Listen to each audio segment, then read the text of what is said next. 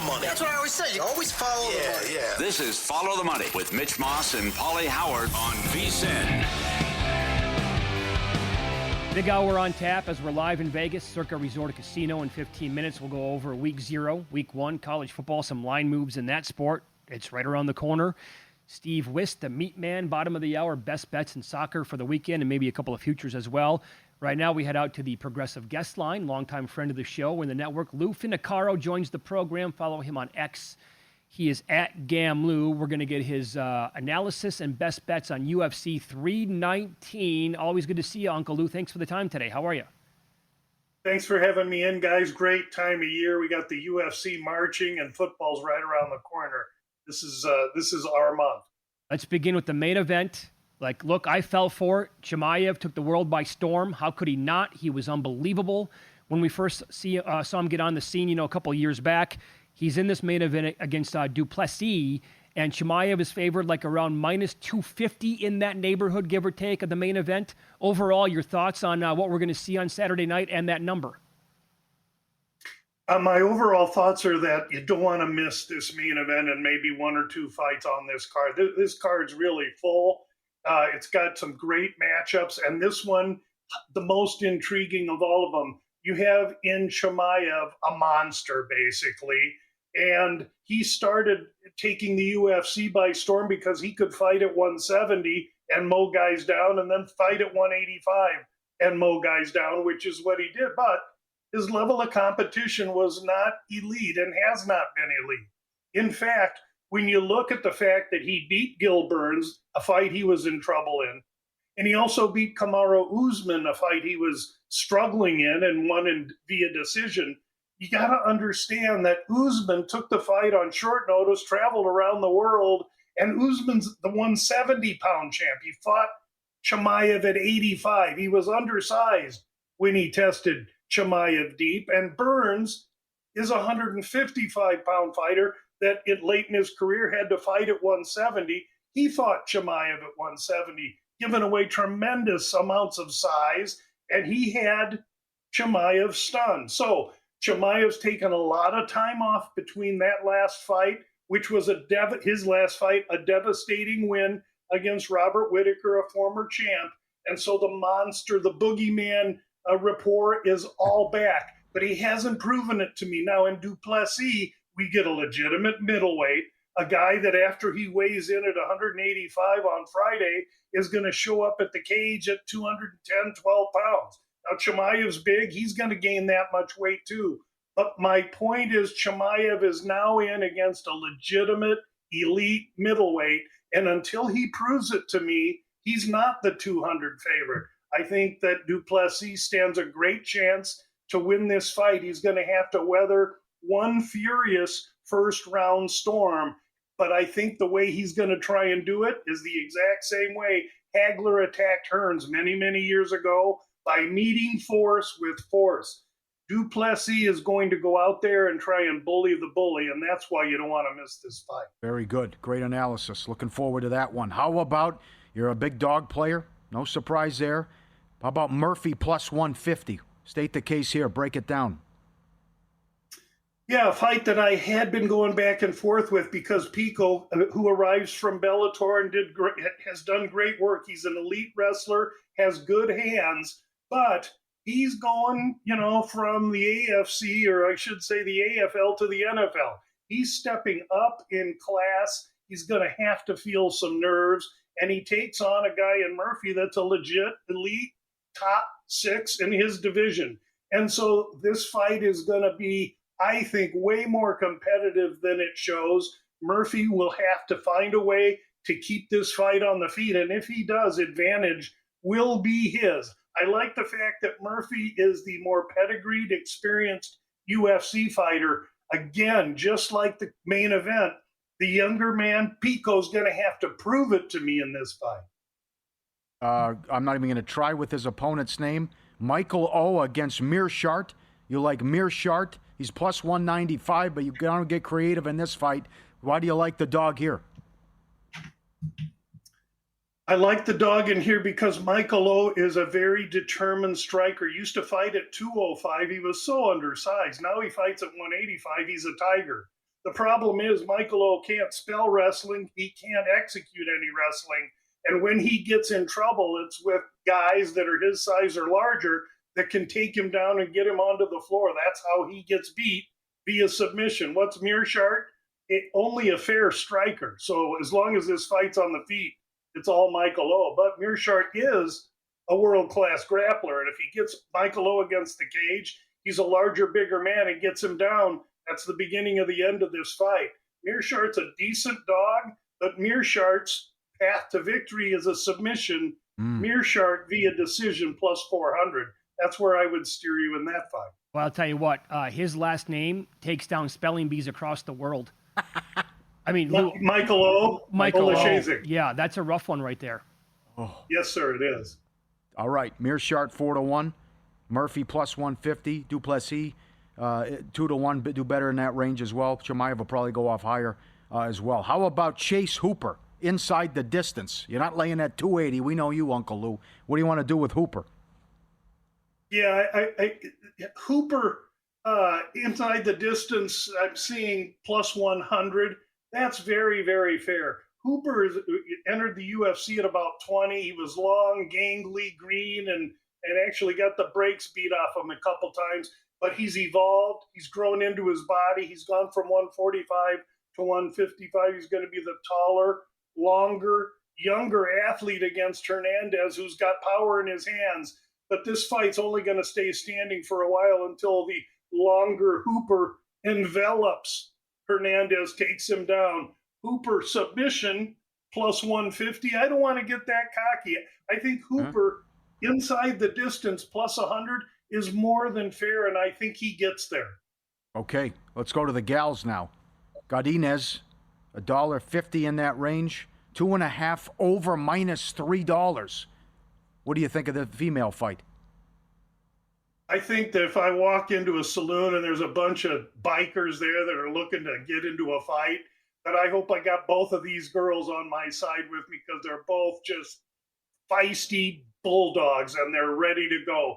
Godinez, Mexican, can wrestle and strike and box. And on the other side, Andrade, Brazilian Jiu-Jitsu. She's tough, but she's had some personal problems. The UFC is acquiescing her and allowing her to earn. She's had some financial issues. She takes a ton of fights, and I think she's just been too active, and I think she's ripe for Godinez. Godinez is a small favorite in this fight. I think you take her via decision when you look at the total in the fight, Paul. 2.5 rounds over, like minus $1 million. Mm-hmm. So they're telling you the fight's going to decision. Let's take Godinez via decision and get that price closer to even money. Okay. Trying to see what... Yep, plus 105 at Circa. Okay, beautiful. Thanks, my man. Great to talk to you. We'll see you soon. Guys, thanks for having me, and good luck, everybody. Lou Finocchiaro at GamLou on X. About Business podcast on the Progressive Guest Line. Where do you stand with Chimaev? I have to watch the fight on Saturday. Yeah, I know, but I'm with you. But it was a good breakdown from Lou in terms of what he started out to be. How good is he, or was it some tomato cans? Of course, I mean that can catch up with him at some point. He's been in trouble in a couple of those fights, right? Yeah. I mean, but how many? He's a mean son of a gun. Right. How many guys overall make you want to absolutely, because they have the fight night here at Stadium Swim, which is like the best spot in the world to watch this stuff, or to like order a fight. Fight Club, yeah. Yeah. So, I mean, like how many other guys in the UFC make you say, you know what, I know what my plans are going to be on Saturday? He's at the very top of the list, right? Yep, that's right. All right. This guy's here. Updated golf score. This is wild. Your guy, Tom Hoagie, did birdie on 8, so he is 2 under right now, 2 back of Scheffler. Guess what happened? Scheffler is now the solo leader because Jason Day gave one back on 18 or 17? I think it was 17 the way it looks. Now Scheffler's even money. Right. To be the first round leader. Fleetwood's 4-1, Rose plus 650. I want to look and see what these are. I want Hoagie. Hoagie was 50-1 when you brought him up. He's now down. Hoagie. He's between 11 and 14-1 right now. Still, I want Hoagie. And I have to leave the building to place the bet. It will not recognize my location. Yeah. And for people who have us on, they're also watching the golf. They're listening to us. Robert McIntyre went into the lake Thank you. On 12, gave one back, but he was 30-1. Now he's down to 16-1. So he's got a handful of holes left here. Burns great sweat. If they can't birdie, it's a great sweat. Because then Scheffler's the only guy at 4 under, and then can these guys at 2 under catch him?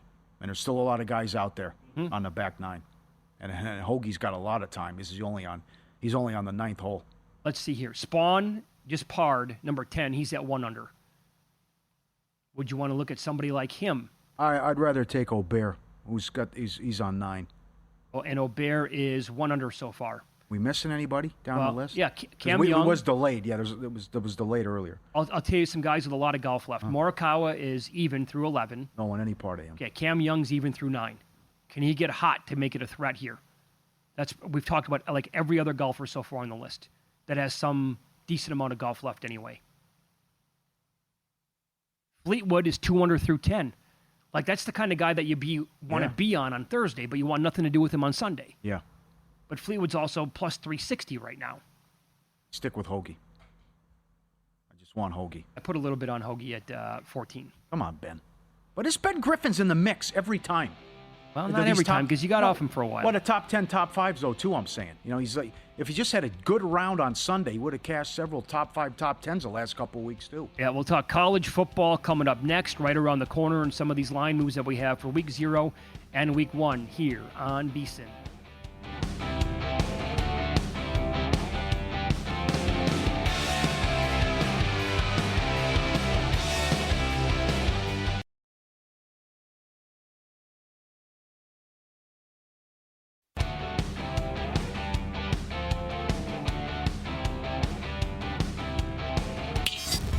This is Follow the Money on VSiN. College football coming up Saturday, August 23rd. What is that, 9 days away? By the way, can we please stop calling it Week 0? Enough already. Next year, it's going to be Week 1. You get that? Enough of the crap. Okay, buddy. Okay, so Birdie, Tommy Fleetwood. Birdie. Yeah. So 1 shot back. He's on 12 now. This is great. This is fun. Fleetwood moved to plus 360. What happened with Bobby Mack? Because he's now down to plus 350. Bobby Mack. He got one back on 13, eh? Yep. There you go. Wow. Our guy Jeff Webster, we did the Beyond the Booth yesterday. Good, nice kid from Wisconsin. He put $400 on him at 25-1. He had got 25 when he was in the swamp, eh? That's right. He's right in the Good mix. move. I like it. Let's hope Right that in the cashes. mix. Come on, let's get that Come one, on. Jeffrey. Let's go. 10%, kid. Love you. So earlier today, we had Thomas Gable on from the Borgata, same time as Richie Bachelari, Sports Gambling Hall of Famer.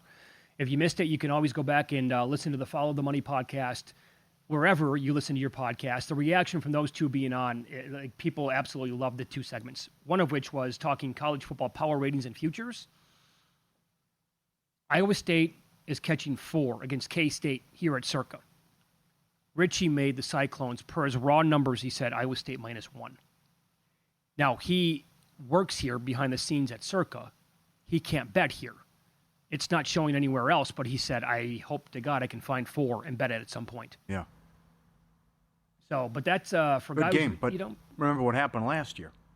Florida State, the big favorite, and then Georgia Tech takes them out. And certainly, though, Florida State was a mess. And K-State a lot of love to win the Big 12. Yeah, right. Are you there with that or no? No, because I'm sticking to my guns on Arizona State. Okay, well, I hope you're right. Forks up, baby. That's a great story. Don't you think Levitt's like the real deal? Yes, and I also do. what Dillingham, how can you look past what Dillingham, was it a That's fluke right. last year? I don't know, Paul, man. No. They gave Texas everything they wanted in that No, game. not a fluke. No. Who is this in trouble? What do we got over here? So that's a great way to start. Is that Day? Yeah. Yeah, that's not good. No, he's up against it here. Got that. Okay, so as we talked about, and Brad Powers on the show Thursday, by the way. Can't wait. Next Thursday, we'll go over all the games of Brad Powers. He's never seen line movement like this. Week 0, week 1, right? Crazy. So with the on CBS, the CBS, Hawaii and Stanford, Humans and Murray out there, the great trip, the road tripping. Hawaii plus 2.5 to -2 in that game. Right. Stanford should be a mess this year. South Florida from 9.5 down to 6 now against Boise. That's that 2:30 Pacific kickoff on August 28th. So what do you make of that, Pauly? Boise State, all these preseason expectations, phenomenal year last year. There's no Genty, obviously. They come in, though, like Paul Stone's been super high on them. They're going to be double-digit favorites in like all their games other than Notre Dame, and this one evidently. And a big move like this now. As you just said, a 3.5-point move down to 6 on the road against South Florida. I remember that game they played last year to start the season. That Genty 7 touchdowns, whatever, but they couldn't get stops. No stops whatsoever against Georgia Southern. So, but that's going to be the weather could get them there. And this might be a bad example, but remember when they went to Athens? Was that late August, early September? They got destroyed. Yeah. And a big, the quarterback kept turning the ball. That kept, on what was his name? errors. Zabransky, That whatever. Zabransky, yeah. But certainly the weather played a factor in that as well. And it's going to be the exact same thing this year. Yeah. Where they're going to be totally up against it. I remember that was a big talking point a year ago. Is like, guys, the weather, the humidity down when they were playing Georgia Southern, it's going to be off the charts. They're not going to be ready for that. The defense wasn't. The offense was amazing, but that game, there was a ping pong match overall.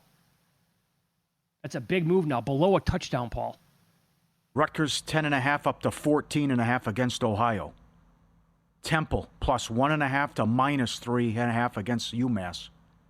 Southern Miss 14.5 down to 10.5 against Mississippi State.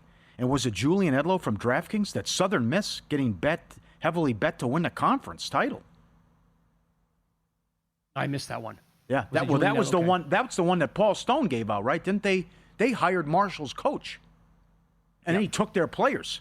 They went from Southern Miss was god awful, if I have it right. Marshall was in the conference title game, and then he just took everyone with him. So they're kind of expecting the same thing that happened in Indiana last year. Yeah, TCU plus 1.5 to minus 3.5 Labor Day against the Fighting Belichicks. Well, find me one person who likes North Carolina. I asked Gable during the break. He can't get any. There's no one who wants North Carolina in this game. Nothing. Does it kind of make you want to go contrarian here and be the guy on an island? Yes. I trust Lombardi and Belichick.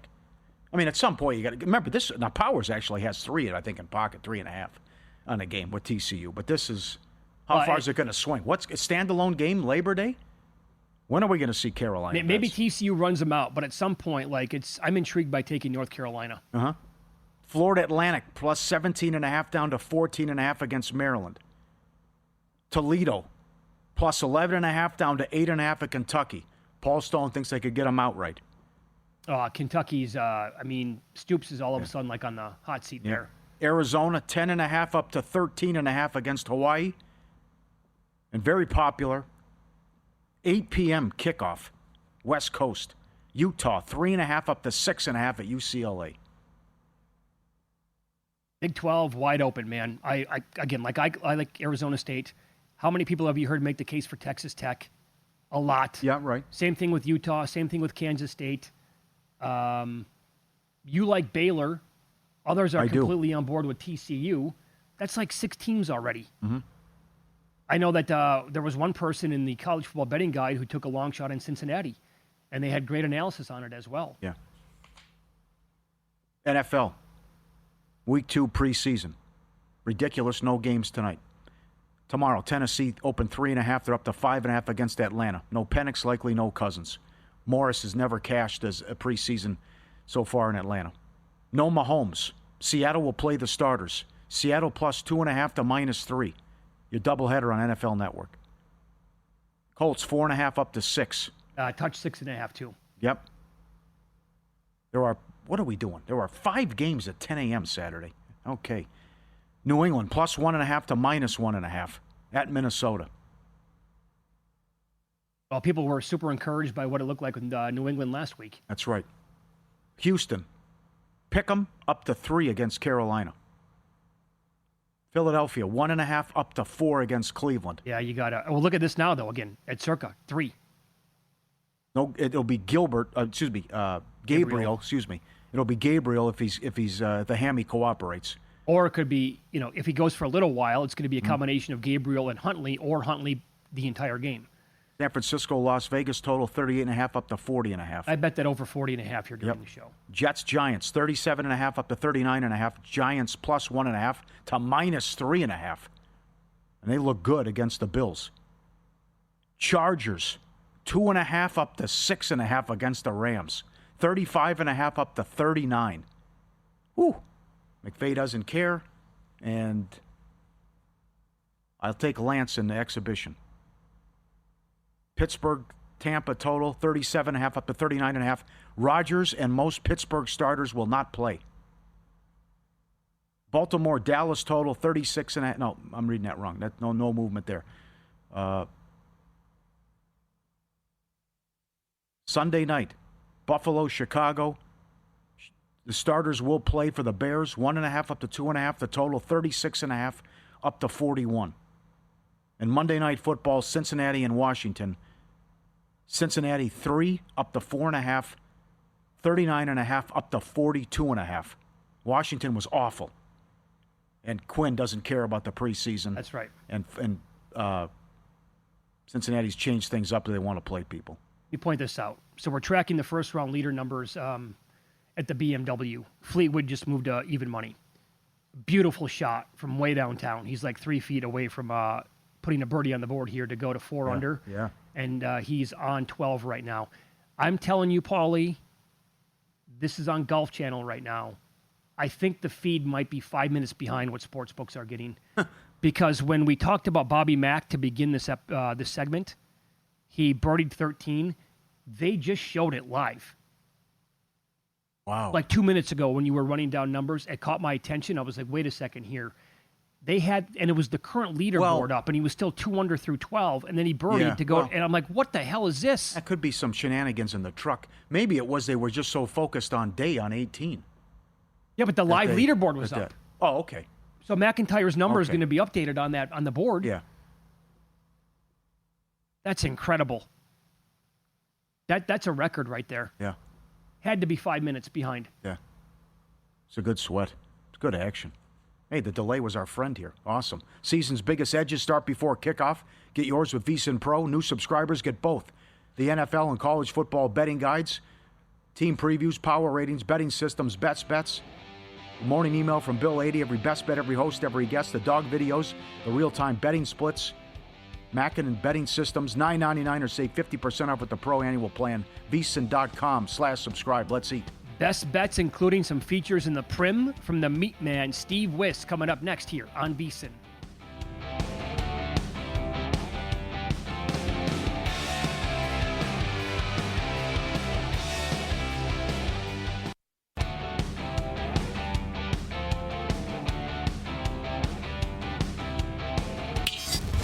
This is Follow the Money on VSiN. Talk some soccer here, get some best bets for the weekend, and also some futures, Pauly, in the Prim. I think this is like becoming your favorite sport to bet on.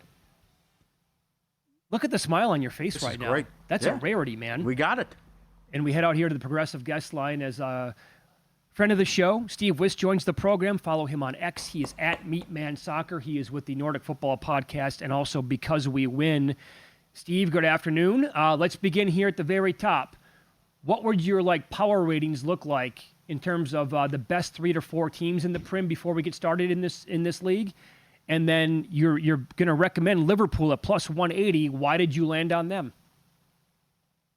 Yeah, good day to you guys. Hope you're doing really well. And exciting times. Premier League returns. Friday's the first match, Liverpool-Bournemouth. Liverpool, for me, are going to be the title winner. And at plus 180, I think they're a really good bet. Unfortunately, one of their top players died over the summer, Diogo Jota. Everyone saw that. That's really sad for the club. But they're an emotional sort of team. The support base, I think, are going to get right behind them. And they'll probably win the title for him. They're that sort of club who will do that. But some of the transfers they've brought in have been really, really good dealings. Okay, they've lost Trent Alexander-Arnold, but they brought in Florian Wirtz from Bayer Leverkusen, who might just be, in Europe, maybe the best sort of Swiss Army knife attacker in the whole of Europe because he can play anywhere. It's absolutely loaded, and they're still not stopping doing business. Liverpool are probably going to sign Alexander Isak, the Newcastle striker, before the end of the transfer window. I mean, this is possibly the best striker in the world, best finisher in the world, some would say. Just look, the squad is absolutely loaded. If as soon as Isak comes to the club, those odds will probably go to like plus 125 to win the Premier League. So for me, they just are the standout team. You ask about power ratings there. Behind Liverpool, I mean, for me, it's a clear top four, and it's the top four in the betting. Arsenal, Manchester City, and Chelsea. In terms of what order behind Liverpool, I'm not sure. You could make a case for all of them three. At the moment, I'm actually leaning Arsenal second, Chelsea third, Man City fourth. But that seems to change like day by day for me right now. So it's a difficult one. I mean, you might want to ask me some questions about some of the other teams as well in the top 10. But that would be the way my power rankings go. And Liverpool has got to be the bet to win the title at plus 180. Yep, first time since 15-16. City's not the favorite. And a little support for Chelsea in the markets. There was some 12-1s out there not that long ago as well. Walk us through, the top 10 the table and some other teams like a Newcastle and maybe some other clubs like that, Man U, if they could do something. Manchester United are possibly the hardest team to predict. The big advantage for them, they're not involved in Europe, so they can focus entirely on the Premier League and the domestic cups as well. If this Manchester United is any good, they should minimum get back in the top 10 and probably get back in the top 8. Quite how high, I'm not sure. Newcastle, I think, will struggle. I mentioned they're probably going to lose Isak. They've really struggled in the transfer market. No one seems to want to come to Newcastle, guys. They've missed out on all their targets. So I think Newcastle will drop out of the top 6, let alone top 4. Tottenham are an interesting case. I like Brighton. I think Brighton are definitely a team to be get them on your side this season in the matches. Top 10 definitely, possibly top 8, possibly even top 6. Really well-run club. The boss of Brighton is a renowned big bettor. He knows his stuff. Yes. I tell you what, the transfer business is superb for Brighton, so they would be a good side to watch out for. Bournemouth, I think, will drop down the table a little bit because they've lost some key players. Okay, how about some props? How about Brentford to be relegated, 3-1? Yes. Now, normally, recently, the teams that have come up from the Championship go straight back down. This might be a season, though, where one or two of those teams could survive. I think hopefully Leeds, my own team, will survive. I'm not sure they will, but I think they might just. Sunderland have spent nearly $200 million. So they're giving it a good chance, which means there might be some other teams vulnerable. And Brentford are the big one for me. They've lost Brian Mbeumo to Manchester United. And Johan Visser is probably going to go to Newcastle when Isak leaves Liverpool. Isak leaves Newcastle. Between those two, 39 goals and 11 assists. Like that is Brentford are not going to be able to replace those players. They've also lost their manager, Thomas Frank, to Tottenham. Tottenham nearly beat PSG in the Super Cup last night. That's a really good manager. He's been one of the main reasons they've been doing so well recently. And they've just hired in someone called Keith Andrews, who was basically the set piece coach.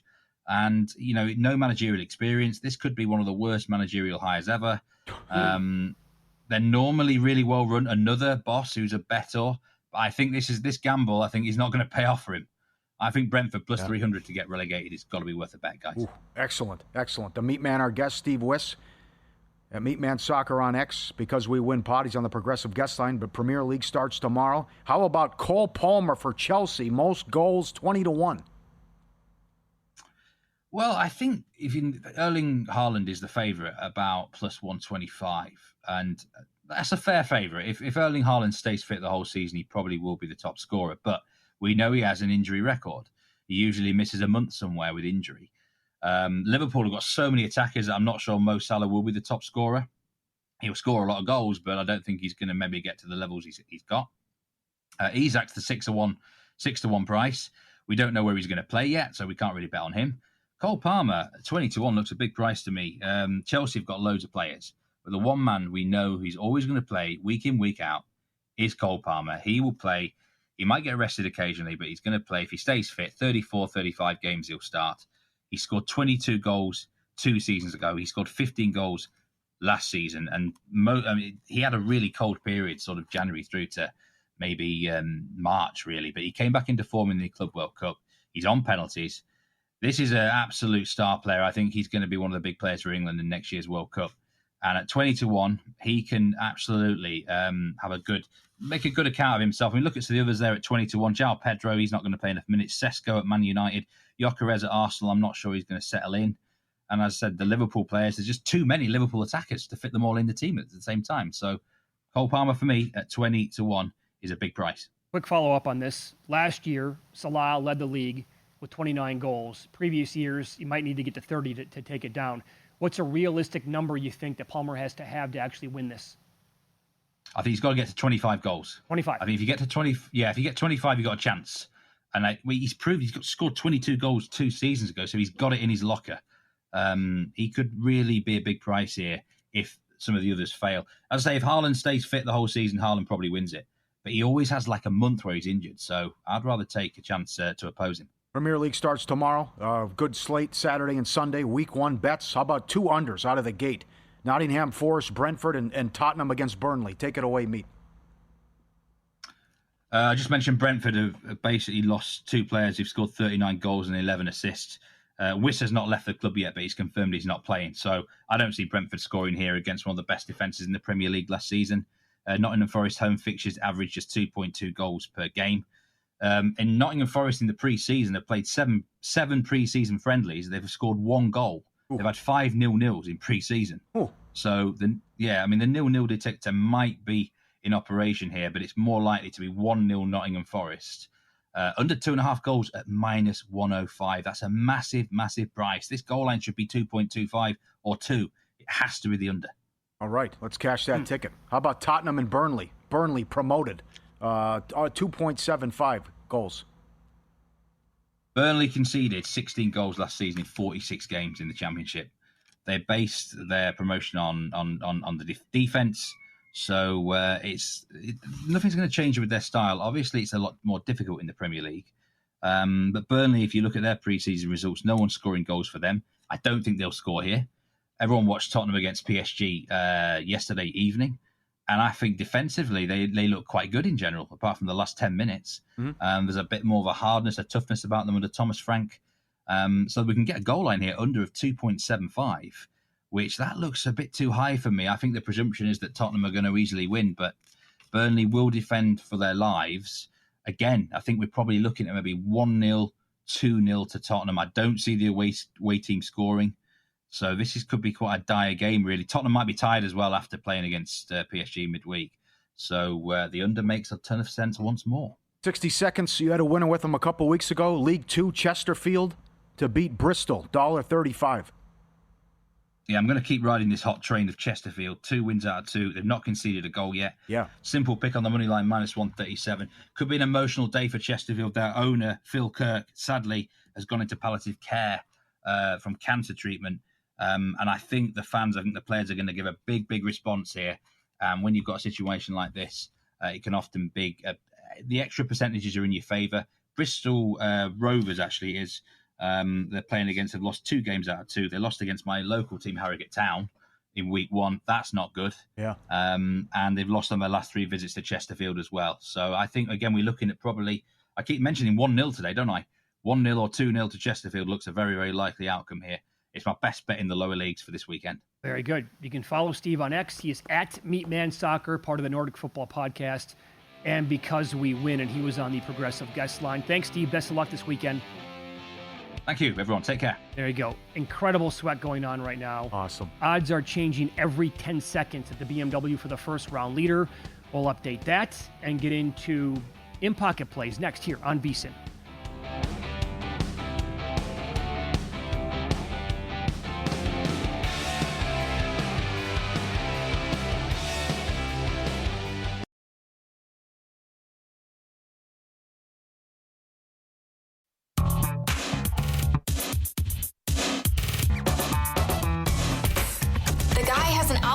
To determine the winner of any given college basketball game. Someone gives you 10,000 to 1 on anything. You take it. Take it. Take it. I bet you $20 I can get you gambling before the end of the day. No way. I'll give you 3-1 odds. Nope. 5-1. Nope. 10-1. You're out. All right, Joe Ryan got us. Twins had lost 10 in a row to the Yankees, but he was on. Yankees couldn't muster any offense. Twins take him out and avoid the sweep. Let's go NFL. Eagles lane 4 against the Brownies. I think they take it, do what they want offensively. Probably Gabriel and Huntley. Or Cleveland in that one. Good luck. Pauly, good luck to you as well. Walker Buehler under 4.5 Ks last night. Laid 60 cents with it. But it got there, so that was a winner. And I have since added a preseason game myself. It is the 49ers-Raiders game over 40.5. Last year, Brock Purdy played 3 series overall in week number 2. And last week, Drew Lock looked like Joe Montana going up against the Raiders backups. I have my questions about the Raiders defense. And meanwhile, Pete Carroll has said Geno Smith is going to give it, they're going to play him. And I think quite a bit. So it's going to be Geno and the third stringer who looked awesome last week for the Raiders. I don't think we're going to get much AOC. I bet it over 40.5. Get the G-Bank Visa Signature Card today, built with sports bettors in mind. While most credit cards treat sports books and gaming transactions as cash advances even when using your own money, G-Bank treats them as regular purchases, no cash advance fees, saving you up to 3 to 5% on every deposit.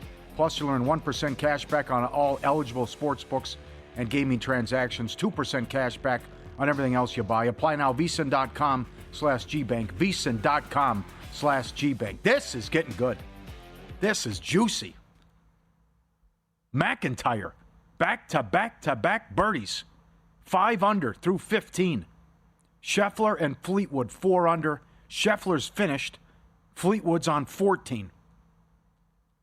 First round leader, what a sweat. Did you see that putt that Bobby Mack just sank to put him at 5 under? Sunk. That was a long one, Pauly. So this kid's on fire all of a sudden. He's now minus 250. Moments ago, he was 40-1, 30-40 to 1. Put in a drink. In that range. So Fleetwood, by the way, again, the odds were changing in real time, like they were flipping by $2 at the top of this odds board because Fleetwood was up against it for par. And the odds would reflect that he was going to actually miss it. He did not. He saved par, and now he was in the bunker, and I think he went from bunker to bunker. So, and Fleetwood is now 3-1 at DraftKings. Bobby Mack just moved to minus 275. Wow. What? This is crazy while we're been on the air. He totally redeemed himself. Absolutely. Into the lake on 12, and then since then, picked himself up, dusted himself off, and like you said, the back-to-back-to-back and the belly-to-belly. Now he's $3. If I know Ozzy, and I think I know him well, he grabbed some McIntyre at a big price. Big price? Because he always go for the home run, Paulie. Chicks dig the long ball. And knowing Ozzy, he probably has some. Oh, Jeff did. Yeah, that's right. Grabbed him. Jeff's got him. So he's going to, if this gets there for Jeff, who we were at the pool with last night, Stadium Swim, that's $10,000 he's going to win on it? Yeah. Pretty good. Nice little payday if he can cash that one. Hoagie bogeyed. He's 1 under through 11. The Hoagie bogey. That's too bad. Damn. This is awesome. At some point, does Scheffler become attractive? He's plus 650 in the clubhouse at 4 under. Bobby's got round 1? No. Bobby's got 16, 17, 18. No. Interesting you pose that question. I don't think. Not at all? Two guys would. Well, I guess Fleetwood. So is Fleetwood going to bogey this then? Well, I mean, it's not looking great. He just went from one bunker to the next. He could save himself here, but yeah, actually, that's not bad. Does Bob implode? You'd have to bogey 2 of the last 3 holes. Well, no. How about this angle? If books pay out, like if they don't have dead heats, that's the best point. They probably will at almost every book. But if you took some Scheffler right now, if you get one at 7-1, and Bobby Mack gives one back, you split it that way, and it goes down to plus 350. Because I think right now it's down to those two guys the way. Okay, so Fleetwood again, he could bogey this and then come back and then birdie like 14 or 15, I should say, to get right back into the mix. Okay, I like this. Golf going on at this time. Typically, this is not happening because like we have a guy in the first round lead or the round's been over with for a minute. Yeah, already 1-0 Marlins. Bibby's been awful, and second and third, 1 out. Well, that was fast. And first 2 guys have been retired for the Phillies. Baltimore beat Seattle 5-3. Toronto, Vlad goes deep in the 7th. Toronto beat the Cubbies 2-1. All right, for those who like playing K-props, let me give you some projections for tonight as well. This is the Strikeout Prop Projections tab under Tools at VSiN.com. And with the positive value tonight, the number one person that they have is Senga for the Mets. They have a projection of 5.75 Ks for him. So you can find plus money on over 5.5. I would look at this, maybe 4.5 over, like minus 160 as a potential play on him. Other than that, because of the short card, there's not much other than maybe Cabrera, although that game's underway right now. And later on tonight, these are very small K-prop numbers. Like Rodriguez takes on Blaylock. It's the Diamondbacks in Colorado against the Rockies. They're projecting Rodriguez for 3.94 Ks and Blaylock for 2.3. I think you can find some plus money on the under Blaylock, and definitely Rodriguez under 3.5 plus money, but otherwise you got to pay some juice on under 4.5. But they have those two guys really not striking out many at all tonight in this game. Ober's interesting. Mm-hmm. Again, starting pitchers are on a 26-8 overrun against the Tigers with their K prop, but Ober is a guy that, like, his prop is 5.5 at some books, minus 140 to the under. He's not a guy getting that many strikeouts, if ever at all. Big performance from Skubal tonight. Yeah, I think so too.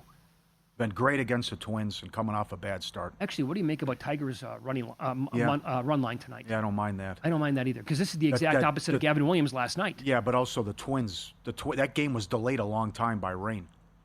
So I know it's a night game, but still, yeah, not the best spot for the Twins. Great show tomorrow. Can't wait. Nigel Seeley, Premier League preview and picks, futures. The Iceman's return. Chuck Edel, preseason picks. And the voice of the Minnesota Vikings, Paul Allen, our old friend.